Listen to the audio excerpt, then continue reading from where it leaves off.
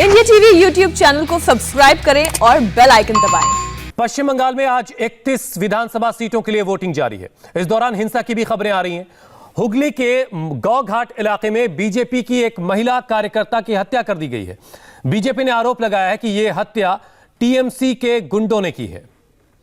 तो बड़ी खबर, बीजेपी की एक महिला कार्यकर्ता की हत्या कर दी गई और बीजेपी आरोप लगा रही कि यह हत्या टीएमसी के गुंडों ने की है। मनीष भट्टाचार्य इस पर और ज्यादा अपडेट अमित पालित के पास एक बार फिर से चलते हैं। अमित, ये बीजेपी की महिला कार्यकर्ता कौन थी और जिन पर आरोप लग रहा है वो कौन लोग हैं? देखिए, मैं आपको बता दूं कि साउथ 24 परगना एक ऐसा इलाका है जहां पर हिंसा को लेकर पहले से ही अंदेशा था। आपको बता 48 घंटे में अगर देखें, मतलब पोलिंग से 48 घंटे के पीछे में 7 उम्मीदवारों पे हमले हो चुके हैं। आप समझ सकते हैं कि फिर क्या किस तरह के हालात हैं यहाँ पर। दूसरी बात है कि बीजेपी की जिस कार्यकर्ता की हत्या की गई है वो एक आम कार्यकर्ता थी। आपको बता दें, आपको याद होगा 1 तारीख को जब वोटिंग हुई थी नंदीग्राम में, उस वक्त भी हम एक गांव में पहुंचे थे जहां पर एक बीजेपी कार्यकर्ता की रात को हत्या कर दी गई थी, यानी कि जो आरोप लगाया गया था परिवार की ओर से। और उसके बाद गांव में डर का माहौल हो गया था, क्योंकि उस गांव में ज्यादातर लोग वोटर्स थे एक मतलब बीजेपी के, ये माना जाता था।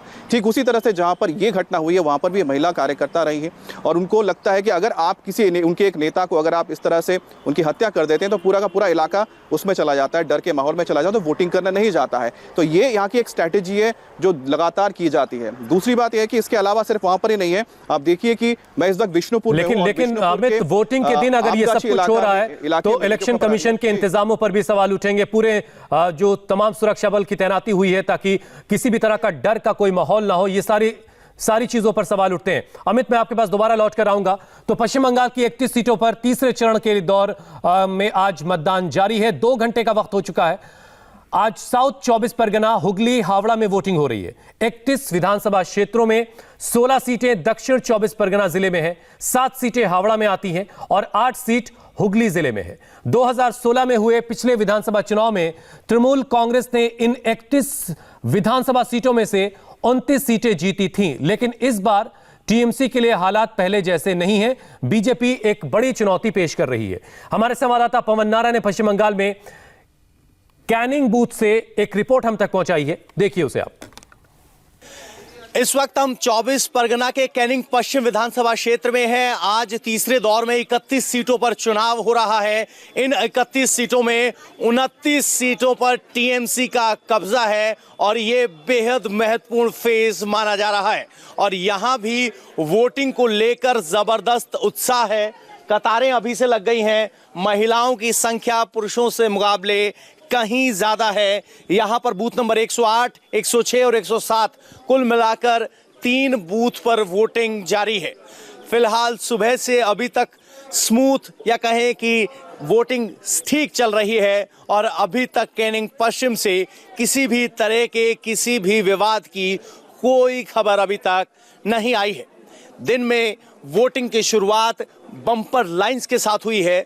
आखिर क्या ट्रेंड रहने वाला है पूरे दिन, इस पर सबकी निगाहें होंगी। कैमरामैन जहान शर्मा के साथ पवन नारा, इंडिया टीवी। हम चलते हैं विजय लक्ष्मी के पास, जो इस वक्त गुवाहाटी से सीधे हमारे साथ जुड़ रही हैं। विजय लक्ष्मी, आज असम में आखिरी दौर की वोटिंग हो रही है।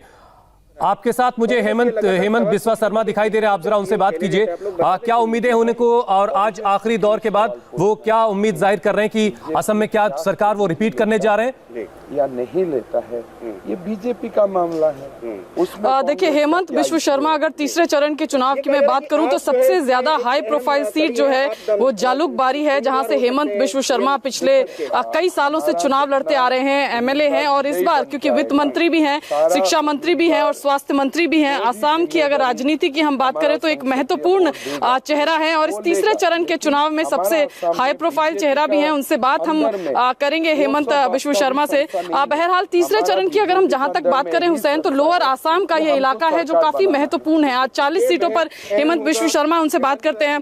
सर, आज का चुनाव जो है लोअर आसाम में हो रहा है और कहा जाता है कि ये जो है ये AUDF के वर्चस्व वाला भी इलाका है। आपको लगता है ये फेज जो है ये नेक टू नेक वाला होगा? ये 40 सीट का चुनाव है, 22 हमको मिलेगा, कांग्रेस को 18 मिलेगा। अच्छा, तो आपको लगता है कि आपको इसमें ज्यादा सीटें मिलेंगी? 4 सीटें ज्यादा आएगा। किसलिए ये इलाका में गुवाहाटी है, गुवाहाटी का आसपास इलाका है, नलबारी है, तो हमारा ऐसा नहीं है कि लोअर असम का एक पार्लियामेंट्री, यहाँ में 4 पार्लियामेंट्री कॉन्स्टिट्यूएंसी का चुनाव हो रहा है।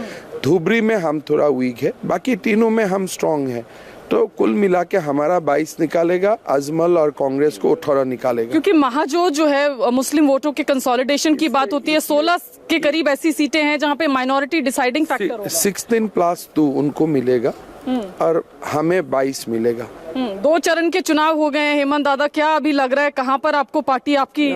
हम लोग लगभग पहला चरण चुनाव में हम लोग 40 सीट जीते हैं, दूसरा चरण में हम 25 जीता है, आज 22 हम लोग जीतने जा रहा हूँ, तो कुल मिला के 87 का आंकड़ा सामने फटाफट आ जाता है। डिस्कोर्स इलेक्शन का कम्युनल वर्सेस सेक्युलर इस तरह का रहा इस बार पूरे? इलेक्शन 3 मुद्दे में हुआ। एक, असम सरकार ने जो वुमेन एम्पावरमेंट का पॉलिसी लिया था, इसलिए महिला का सबसे ज्यादा वोटदान हुआ।